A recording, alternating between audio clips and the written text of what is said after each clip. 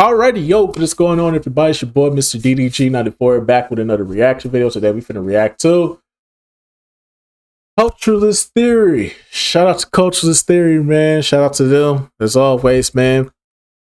Putting in that work. Hold on. Putting in that work. They putting in that work. I ain't gonna hold you. They putting in that work. Hey, what's up, King Son? Man, you doing it, man. You deserve it, Daddy. You putting in that work. Proud of you. I love you. Yeah.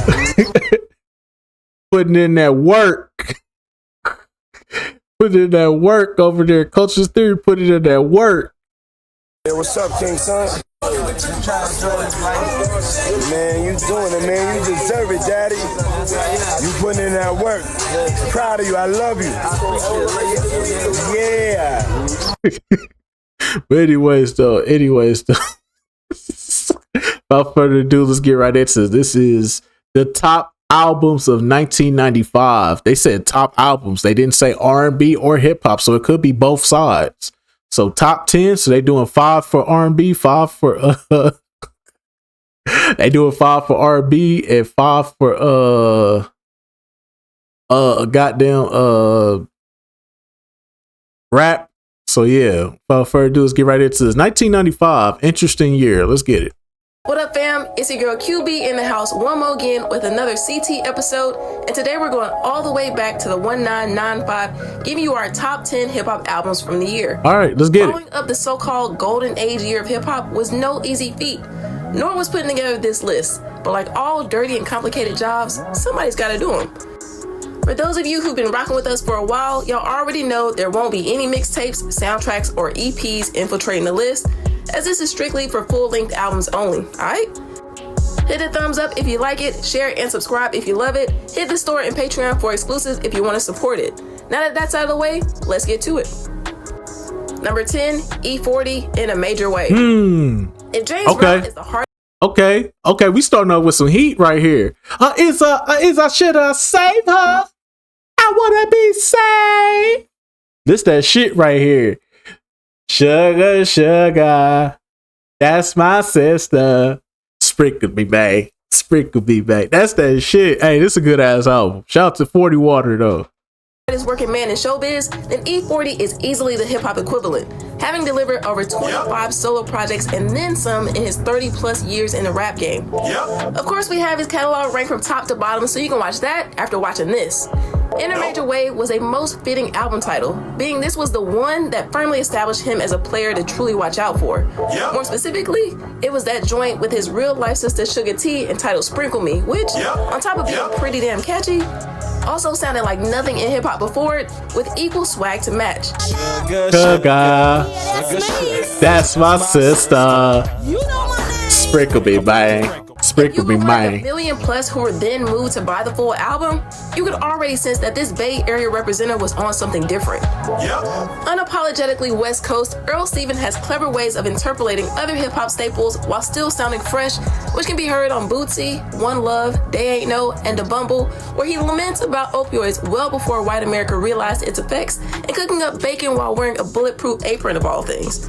The groundwork for his eventual brand of food, Goon with a Spoon, was being laid right at this moment. For all the youngins who thought that his mob music started in the mid-aughts, they obviously never heard Sideways with Mac Sean and his cousin Be Legit. Mac Mall and Spice One share the mic on Dusted and Disgusted, but it was E's short-lived homie Tupac who took over the track. Coincidentally, that Dusted and Disgusted go hard, bro. Everybody snapped on that shit. But absolutely Snoop. I said Snoop.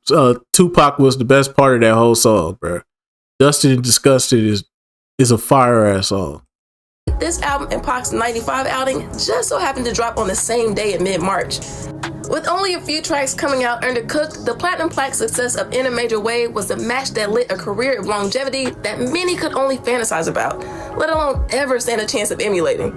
Number 9, Naughty by Nature, Poverty's Paradise. Naughty by Nature's third album earmarked a couple of... Was this the one with Hip Hop Hooray? Oh, hey. This the one with that, right? If I'm not mistaken. This the one with Hip Hop Hooray? I forgot. I listened to this album one time. last for the group, namely their last record on Tommy Boy, their last one to sell at least 500,000 copies, and their last one to top the hip hop and R&B charts. Poverty's Paradise also made history as the inaugural recipient of the Grammy Awards' newest category for the 1996 telecast, Best Rap Album. The other nominees for consideration, you ask? Old Dirty Bastard, Bone Thugs, Tupac's third studio album, Me Against the World, and if you can believe this, Skee-Lo. Not Mobb Deep's The Infamous or Raekwon's Purple Tape, not Liquid Swords, KRS-One, or even Master Ace's Sitting on Chrome. We swear we couldn't come up with this if we were higher than Snoop Dogg and Willie Nelson. Lead single Clap Your Hands, a solid startup track, but not an album seller by any means. The B-side, The Chain Remains, is actually the superior track as Treach flexes his maturity, sounding like he's on his metaphysics type shit. His self-proclaimed terroristic tongue lashes out like Mortal Kombat's Reptile on his Workin', addressing activists Reverend Calvin Butts and C. Dolores Tucker, who are some of hip-hop's biggest bashers, with the former once steamrolling piles of rap tapes and CDs in demonstration of his displeasure of what he felt it represented.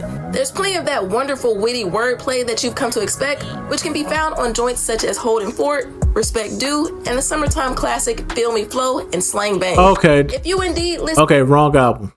This one that got Feel Me Flow, so I think that's the wrong album. Too slow as indicated on Craziest, you for sure knew Feel Me Flow now, here we go through your stereo. The ladies weren't forgotten about either, as a pretty punani pleaser puts his naughty emblem deep down on Sunshine, which samples the Roy Ayers' ubiquitous tone. While Poverty's Paradise caps off a stellar 3-album run halfway into the 90s for the Ill-Town crew, the Grammy guys' first pick for Best Rap Album looked confusing then and downright idiotic now. To paraphrase the author of Who Should've Won, we hope they're forgiven for wrong pickings when they die. Number 8, KRS-One, KRS-One. Because these lists are love letters to fans of the channel and hip-hop itself, we're gonna paraphrase some more, and this time it's from the intro on one of the tracks within. Only a few will understand why we put this album here. And to those particular few, don't forget to make yourself heard down in the comments. The Blastmaster KRS-One delivered his eponymous second solo set in the final quarter of '95 with the help of a small production circle. While Gang Starr's DJ Premier productions were far less prevalent this go-around, he still had his hands in a trio of tracks, with 2 of them being singles, the kickoff track, Rappers Are in Danger, and his second highest charting joint, MCs Act Like They Don't Know. They pick up right where they left off 2 years before, and we wonder if those were simply just additional tracks that couldn't fit on Return of the Boom Bap. Always considering himself a torchbearer for hip-hop and all of its related elements, we get exactly what we came for on tracks disregarding and shitting on whack-ass rappers across Build Your Skills alongside Busta Rhymes and wannabe MCs with Mad Lion. The lone showbiz production, Represent the Real Hip-Hop, lives up to its title and brings all the diggity das effects to help keep the East Coast on lockdown. One of the most impressive joints within is Hold, because when's the last time you've ever heard anyone make an entire song with rhymes that end in hold? H-O-L-D, H-O-L-E, hold, and W-H-O-L-E, hold. Only listen to 2 songs by KRS-One. Two songs. 2 songs for KRS-One I fuck with heavy. Outside of those 2 songs, y'all can keep KRS-One. I'm good on that. I'm sorry. Y'all can keep KRS-One over there. I'm good. It's only 2 songs I fuck with, and that's it. Try. I'm sorry. I'm sure KSOLO heard that and was patting himself on the shoulder somewhere in New York. We're patiently waiting for a clever-ass rapper to make a song only rhyming the color red, R-E-D, R-E-A-D red as in read in the book, R-E-A-D as in can you read, and R-E-E-D as in the read on a musical instrument. Who got us? This album held true for all the fans of unapologetic, braggadocious, yet thoughtful NYC hip-hop, and no one could bring it the way in which Lawrence Parker brought it. Number 7, Bone Thugs and Harmony, East 19... Fire-ass debut album.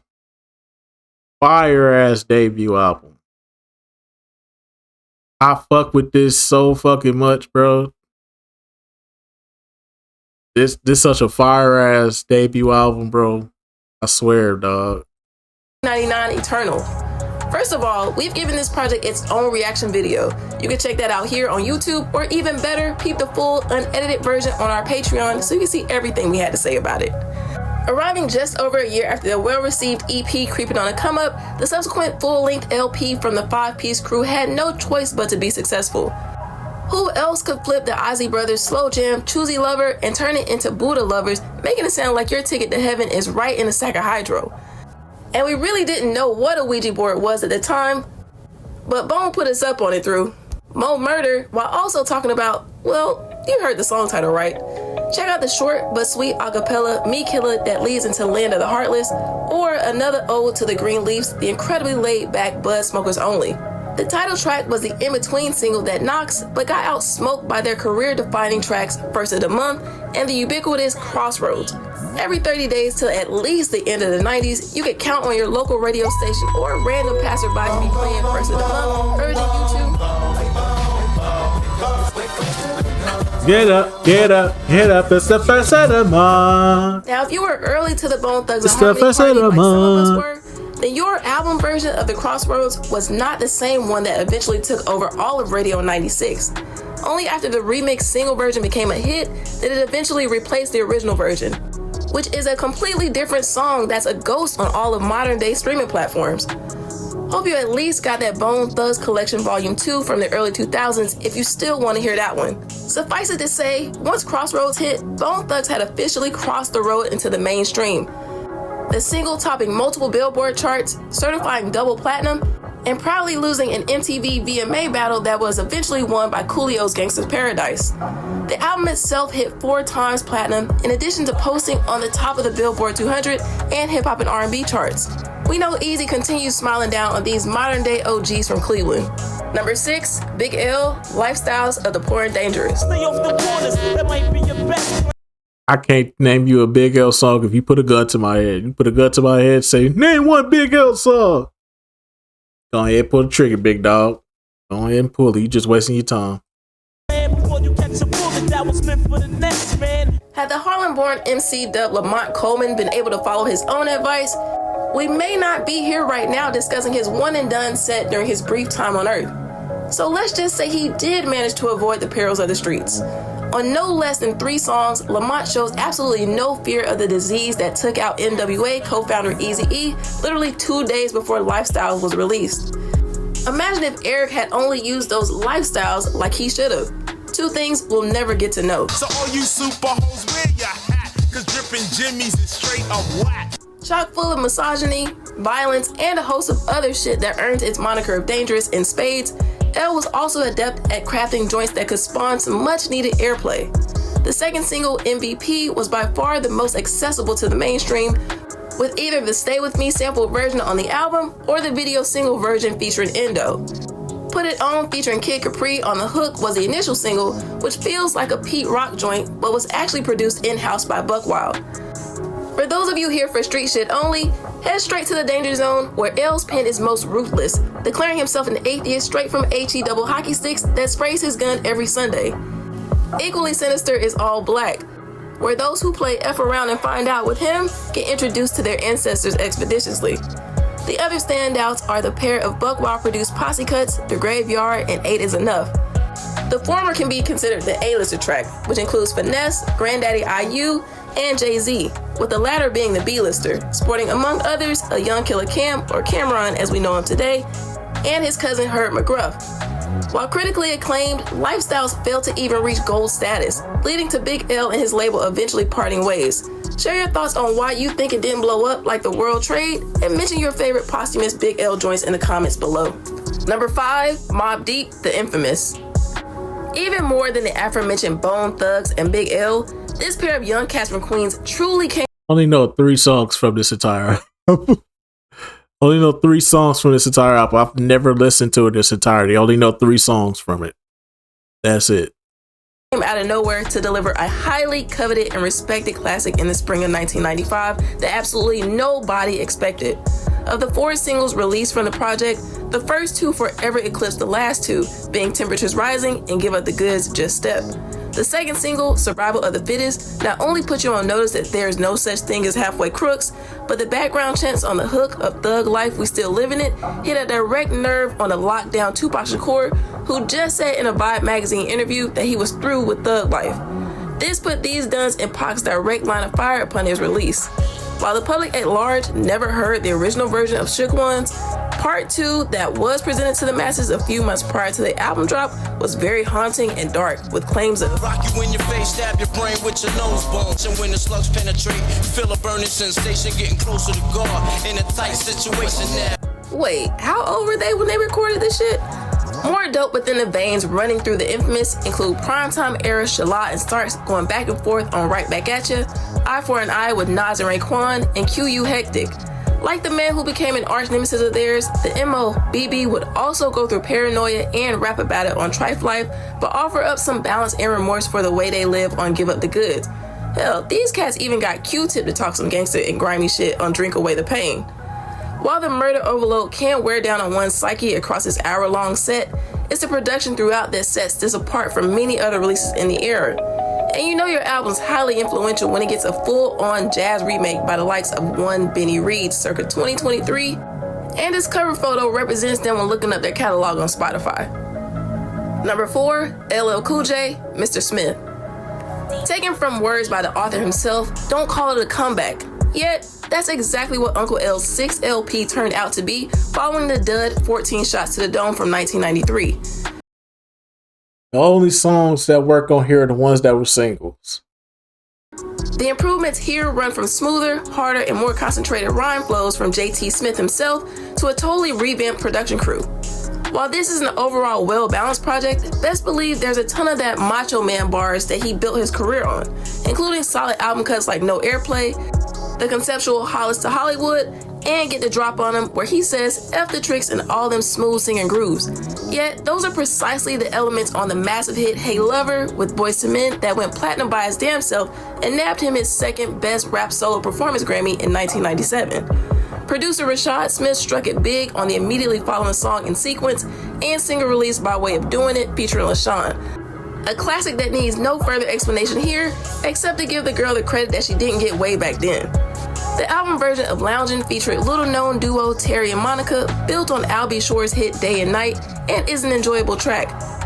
But Mr. Smith went back to the lab and let the track masters take a stab at it with Bernard Wright's decade-old track Who Do You Love, adding in a fresh girl group named Total on the hook, resulting in this masterpiece right here. Only the hits work on this album, bruh. Making sure to end the project with a couple of exclamation points, the remix of I Shot Ya was especially notable for the first ever mentions of the so-called Illuminati secret society, amongst other Easter eggs on Prodigy's verse. Then we get an extremely raunchy string of rhymes from a young girl named Foxy Brown.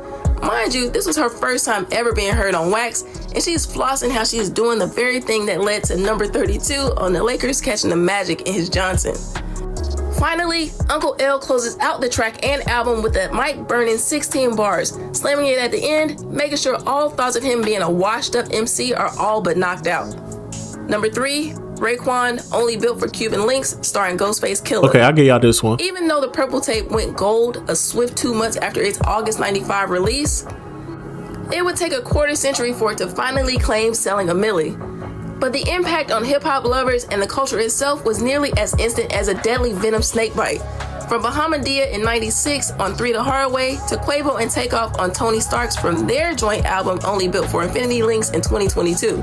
Put a hole in your chest, it's Tony Stark. That's Tony. 2 in my color, and then there's Noah's Ark. Everybody's heard this masterpiece at least one time through. Well, maybe except for me. If y'all want to see a first-time listening reaction by yours truly on the original Cuban Links album, make it known down in the comments. Never before have we gotten an entire album that felt like a cinematic experience on wax, complete with movie clips perfectly intertwined to the context of music. Ray is the main character, Ghost is the co-star, heard over the course of a dozen tracks, with the rest of the clan, sans that dirty bastard, as a supporting cast. Ray and Ghost flourish as a tag team, shining like emerald-cut diamonds over Heaven and Hell, Criminology, and Rainy Days featuring Blue Raspberry. They also pick up from where the original 36 Chambers track left off on Can It All Be So Simple remix, benefiting from much better mixing and mastering. Even if the slang-heavy, drug-related flows go over your head at times, like Lex Diamond said, the RZA pours more beats than Chris Styles' Fine Wine. All over these links, keeping your dome bopping and speakers knocking too much to care. Wu Gambinos, Incarcerated Scarfaces, and the trunk-rattling freestyle fest Guillotine Swords are just a few to scratch the surface. Queensbridge meets Staten Island on the collaboration Verbal Intercourse featuring Nas, and we get the first taste of the Diamonds, Starks, and Capadonna trio on Ice Water. and the summertime staple Ice Cream with Johnny Blaze on the His Hook. Wu-Tang in the cut, for real, guess what? It's the after party, you wanna watch these rap kids get all up in your guts. And while it would be nearly 15 years before the duo reconnected for a proper sequel, the strength of the original Cuban links remains solid. Number 2, GZA/Genius. All right, this is where y'all lost me. Gone were This is where y'all lost me. This is where y'all lost me. This is where y'all lost me, bro. Hear me and hear me good, nigga. I'm here to double down. That shit is a 2-pack of ass. The fuck are you talking about? That shit stinks. This right here is where you lost me at. All right, y'all was doing good. Y'all was doing good to this point. Try. That shit is fucking trash, dog. Get the fuck off the airwaves. the dreadlocks, PSA rallies, and songs about girls. Enter the lyrical swordsman Maximilian, aka the GZA/Genius. Now coming through with the Wu, dropping math and freestyle bombs worldwide. No time to waste as the clock ticks away. G. Grice gets to business following the bone-chilling intro that fades on the title track that features the dopest gibberish hook ever. Yo, the RZA flip the track with the what? I'm on a mission. The eldest member of the clan is the grand wizard of painting vivid imagery through stacked rhyme bars, witnessed on joints like Fourth Chamber featuring Bobby, Starks, and Killer Priest, Duel of the Iron Mike with Rebel INS and Dirt McGirt, and one of the few solo tracks, Gold. Kill Hills 10304 picks up where Life of a Drug Dealer left off on his debut album, whereas Investigative Reports featuring Chef, Tony, and Golden Arms winds down the narrative. The initial entry of his conceptual stories about subject XYZ can be found on Labels, where this genius incorporates as many other record labels of the day into a 3-minute chamber. And the only high praise you'll hear us give to any Wu affiliate is how Killer Priest held down basic instructions before leaving Earth all on his own quite well, kicking some rather poignant rhymes. The influence and classic status of Liquid Swords is not up for debate, and like most first-wave Wu-Tang solos, you can now locate an expanded edition on your favorite streaming service that includes all the instrumentals for your listening pleasure. A nod to the Razor Sharp production, no doubt. And just how influential were the GZA and the RZA, you ask? Obviously, this pretty young lady was raised on the Wu and chose her stage name accordingly, which leads us into this. Remember those albums that changed everything? The one I go support, but y'all ain't paying me. Y'all ain't paying me. I feel that y'all ain't paying me. Y'all can go support, but y'all ain't paying me. Tupac, Me Against the World. Come on, man. Come on, man. What's we talking about? Come on, man. Come on, man.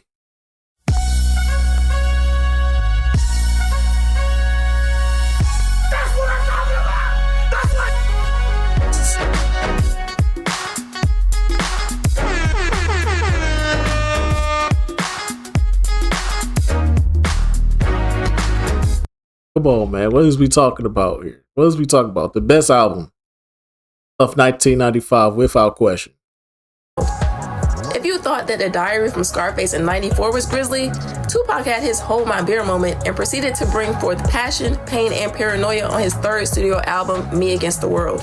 Production quality here is vastly improved over his first two albums, as well as his ability to emote inner and external turmoil, struggling to not let evils engulf his very soul.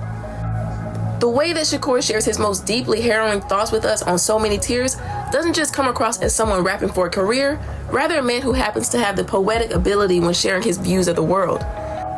After narrowly surviving the first attempt on his life, it was easy to understand why a track like Death Around the Corner would be so easy for him to write. You feel the anger in his voice as he spits about the doctors being unable to help him, laying with his Glock in the sheets. However, one of the best parts about listening to Pac is his duality. Peep this small case in point from Dear Mama, which has since been inducted into the National Recording Registry by the Library of Congress. Queen, mama. You always was the black queen, mama.